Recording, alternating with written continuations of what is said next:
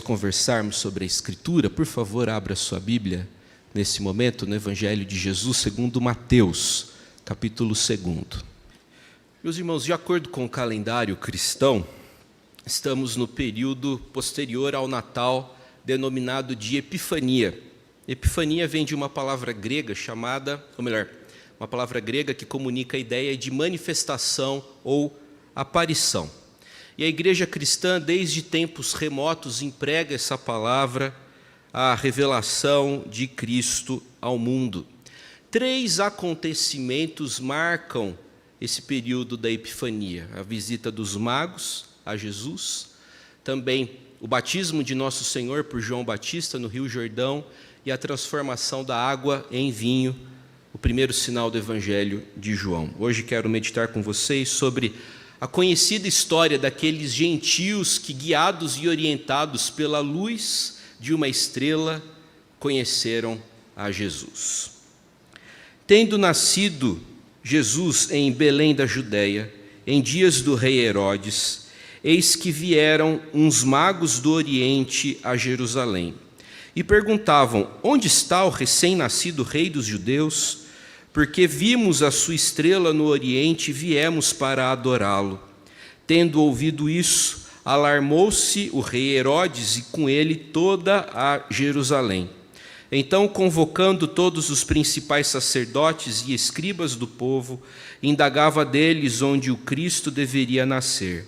Em Belém da Judéia, responderam eles, porque assim está escrito por intermédio do profeta: E tu, Belém, terra de Judá, não és de modo algum a menor entre as principais de Judá, porque de ti sairá o guia que há de apacentar a meu povo Israel. Com isto, Herodes, tendo chamado secretamente os magos, inquiriu deles com precisão quanto ao tempo em que a estrela aparecera. E enviando-os a Belém, disse-lhes: Ide, informai-vos cuidadosamente a respeito do menino, e quando o tiverdes encontrado, avisai-me, para eu também ir adorá-lo. Depois de ouvirem o rei, partiram, e eis que a estrela que viram no oriente os precedia, até que, chegando, parou sobre onde estava o menino.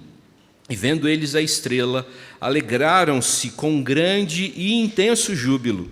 Entrando na casa, viram um menino com Maria, sua mãe. Prostrando-se, o adoraram, e abrindo seus tesouros, entregaram-lhe suas ofertas: ouro, incenso e mirra. Sendo por divina advertência prevenidos em sonho, para não voltarem à presença de Herodes, regressaram por outro caminho à sua terra. O capítulo 2 do Evangelho de Jesus Cristo, segundo Mateus, informa-nos sobre a visita que o menino Jesus recebeu de magos que vieram do Oriente. Ao lermos o texto, ao lermos essa passagem, uma das primeiras perguntas que emergem em nossa mente é a seguinte: que história é essa de mago? Porque na nossa cultura nós associamos mago ao mágico do circo, ou aos magos da literatura de fantasia, como os magos Saruman ou Gandalf de O Senhor dos Anéis.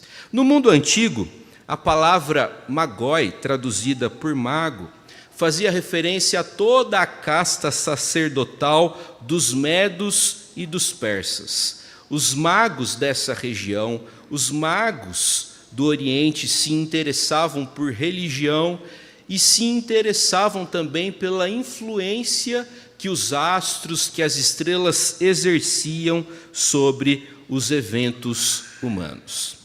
Antes de prosseguirmos, eu queria compartilhar com vocês mais algumas informações a título de introdução, à guisa de começo de conversa. É importante registrarmos que a Bíblia fala de magos, não de reis magos. A Bíblia também fala de magos, não necessariamente 3. O que a Bíblia diz é que foram mais de 2. Convencionou-se pensar em 3 por conta dos 3 presentes ofertados a Jesus: ouro, incenso e mirra.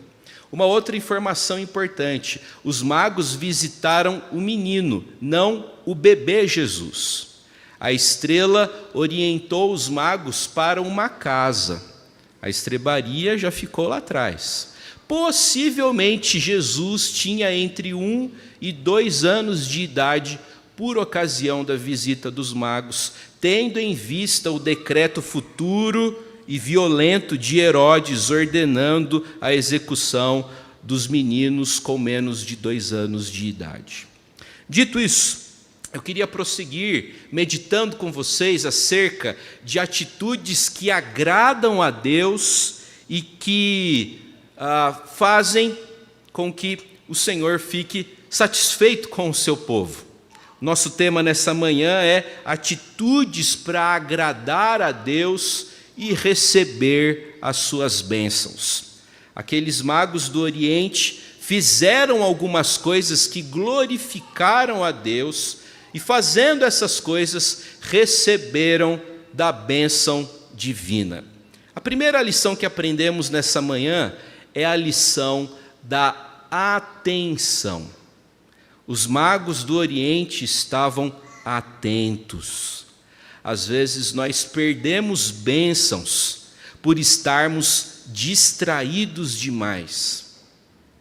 Aqueles homens viram um sinal e atentamente se mobilizaram em virtude daquilo que viram. Num belo dia, aqueles homens viram uma estrela diferente. Eles viram um astro atípico, uma estrela díspar, e interpretaram aquele fenômeno como o anúncio de algo especial. Que estrela foi essa que os magos viram? Será a explosão de uma supernova, um cometa, um alinhamento dos planetas Júpiter, Saturno e Marte? Não sabemos. O que sabemos é que a estrela de Belém brilhou forte e chamou a atenção de homens que estavam no Oriente. Aqueles magos, com a sua característica curiosidade científica, viram um notável fenômeno astronômico cuja natureza exata não nos é revelada. E familiarizados com a crença contemporânea, generalizada, de que o tempo estava propício para o aparecimento de um rei que nasceria no Ocidente, os magos partiram a fim de testar aquela conjectura. É importante, meus irmãos, registrarmos que esses magos eram gentios. Eles não pertenciam ao povo de Deus. E essa história dos magos, gente do Oriente, gente gentia, bem no início do Evangelho de Mateus, antecipa o tema da admissão e da inclusão de outros povos no reino de Deus. Em todo o Evangelho de Jesus segundo Mateus, gentios improváveis adoraram a Jesus, enquanto que líderes judeus tradicionais se opuseram a ele. Por exemplo, no capítulo 8, Jesus Cristo elogia a fé do centurião romano, dizendo que nem em Israel ele achou fé como aquela. Também no capítulo 15 do Evangelho de Mateus, encontramos Jesus elogiando a fé da mulher cananeia. Jesus Cristo foi para a região de Tiro e Sidom, para a região Sírio-Fenícia, e lá encontrou pessoas que não pertenciam ao povo eleito, porém, nosso Senhor se admirou da fé dessa gente. Os magos do Oriente, a despeito de serem gentios, receberam um sinal de Deus e responderam positivamente, responderam com fé e responderam, como veremos, com engajamento. Uma das características da forma de Deus se revelar ao longo de todo o testemunho bíblico é fazê-lo de forma inesperada. contrariando a lógica humana. E não é diferente nessa passagem. O Filho de Deus nasce fora do centro político, econômico e religioso de Israel. Jesus nasce na periferia. Jesus nasce em Belém. Reparem que até mesmo os magos perderam o rumo em determinado momento da viagem, pois se dirigiram inicialmente para Jerusalém, seguramente tomados pela ideia lógica de que um rei nasceria na capital. Ou seja, muitas vezes onde os seres humanos não esperam e imaginam, Deus se faz presente e revela os seus propósitos. Também chama a sua atenção para a verdade de que o poder de Deus se apresenta de forma inequívoca. Sem a estrela de Belém, a história do Natal perderia muito do seu encanto, não é verdade? Chama a sua atenção para o fato de que o Criador de tudo e de todos revela nessa passagem que exerce domínio sobre toda a realidade existente. Chama a sua atenção para o fato de que Deus literalmente moveu os céus para conduzir algumas pessoas ao conhecimento de Jesus, porque aquela estrela só fez sentido para algumas pessoas. Deus moveu os céus para conduzir alguns poucos ao conhecimento de Jesus. Que a atenção dos magos nos inspire. A gente anda muito distraído com as coisas. A gente se distrai com os seriados, a gente se distrai com o celular, e a gente perdeu a capacidade de prestar atenção nos detalhes. Não ande por aí distraído. Atenção com a natureza, atenção com a sua família, com o seu cônjuge, com os seus filhos. Precisamos dar mais atenção à família e às coisas simples da vida. Não ande distraído. Essa é a primeira lição para quem quer agradar a Deus e receber as suas bênçãos. A segunda lição que aprendemos com esse texto é a lição da ação. Faça alguma coisa. Faça alguma coisa. Se movimente. Os magos viram a estrela e fizeram alguma coisa.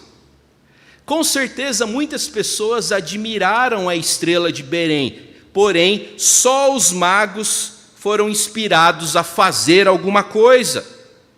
A Bíblia ensina que os magos chegaram em Jerusalém perguntando: onde está o recém-nascido rei dos judeus? Nós viemos para adorá-lo.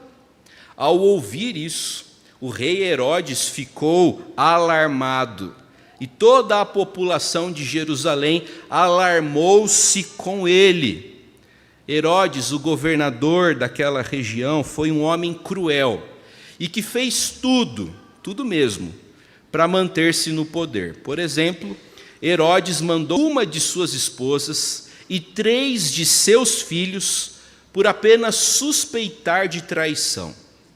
Herodes casou-se 9 vezes a fim de satisfazer sua luxúria e também para fortalecer alianças políticas. O homem fazia qualquer coisa. Por conta disso, por conta de seu histórico e por conta da falta de escrúpulos, a notícia de Herodes assustado alarmou o povo, pois isso significou para eles o seguinte: vai correr sangue. Herodes vai fazer alguma coisa, como de fato fez, pouco tempo depois. Sentindo-se ameaçado, Herodes convoca os principais sacerdotes e escribas do povo para indagar deles onde o Cristo deveria nascer. Os líderes religiosos judeus comparecem e dão a resposta certa, precisa. Eles recuperam e citam a antiga profecia do livro do profeta Miqueias. Repare que os líderes religiosos judeus sabem a coisa certa, mas não fazem nada. Os religiosos judeus sabiam que o Cristo haveria de nascer em Belém, mas não foram até lá. Essa é uma das coisas mais tristes do texto, porque os religiosos desaparecem de forma abrupta da passagem. Eles dão uma informação bíblica, eles revelam conhecimento teológico, mas não fazem absolutamente nada. Eles saem de cena. O texto prossegue com Herodes conversando com os magos mais uma vez e pedindo instruções quanto à localização exata do rei dos judeus.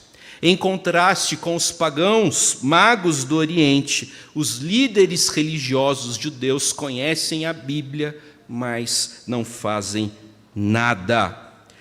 Os líderes religiosos judeus não conectam a Escritura a Jesus. Os leitores do Evangelho de Mateus sabem desde o início do capítulo 1 que Jesus é o Messias, é o Emanuel e que ele é descendente de Abraão. Contudo, os líderes religiosos judeus não fazem essa associação. Faça alguma coisa, meu irmão. Faça alguma coisa com o conhecimento bíblico que você tem adquirido ao longo desses anos. Faça alguma coisa com o conhecimento teológico que Deus tem te dado. Porque esse texto está censurando o comportamento de uma pessoa que conhece a Bíblia e não faz nada. Conhecer a Bíblia e fazer o errado é algo extremamente equivocado. Faça alguma coisa. Tem gente recebendo sinal e não fazendo nada. Tem moço solteiro recebendo o sinal da moça solteira e não fazendo nada. Tem gente que não faz nada por causa do medo de fracassar. Não é pequeno o número de tímidos e de covardes, de gente que vive planejando sempre, desejando sempre, aspirando sempre, mas sem nada realizar. Faça alguma coisa.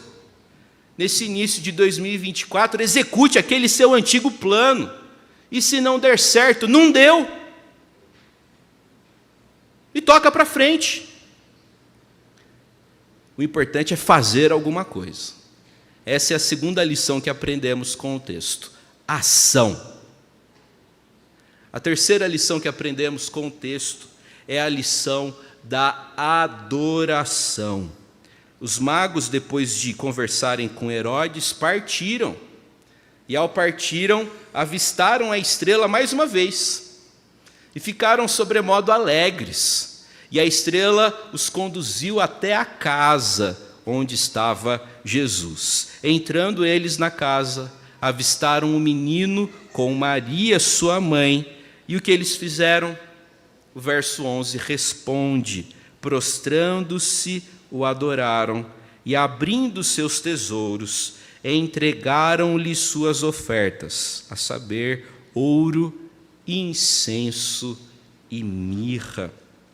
Esse texto possui uma ênfase que recai justamente sobre a atitude conveniente, apropriada e razoável dos magos diante de Jesus. Ao verem Jesus, eles se prostram. Meus irmãos, diante de Jesus, a gente se prostra.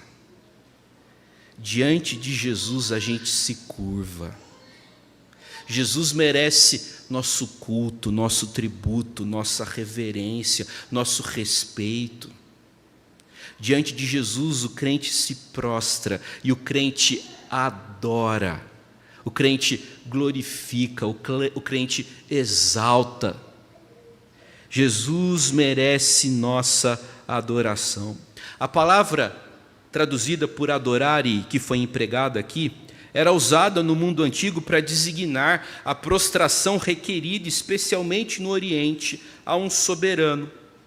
A perspectiva teológica do evangelista Mateus não poderia ser mais evidente e mais clara. Se a sua intenção com o seu evangelho é mostrar que a graça do Senhor destina-se a todos, esse texto que revela gente que vem do Oriente e que tem uma religião diferente para encontrar-se com Jesus, não poderia ser mais convincente. Os magos se colocam no caminho, orientados e conduzidos por Deus, não para adorar o rei dos judeus na perspectiva de Israel, mas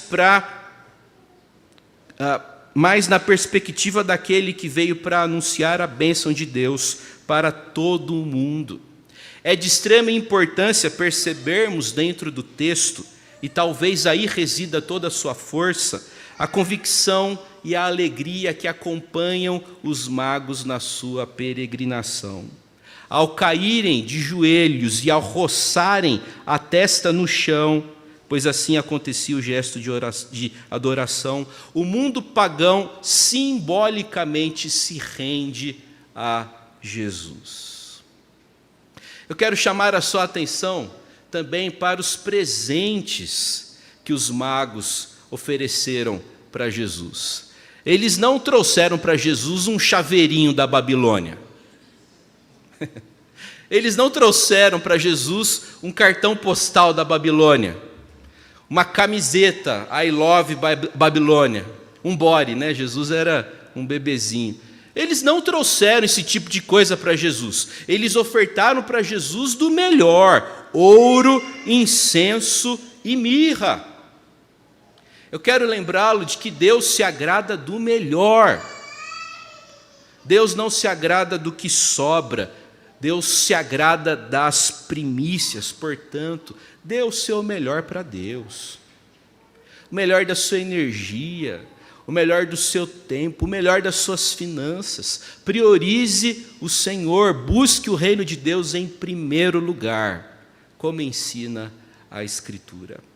Eu queria concluir essa reflexão resgatando e reforçando os princípios que aprendemos com essa passagem. A primeira lição que vimos, para quem quer agradar a Deus e receber as suas bênçãos, é a lição da atenção. Pare de distração.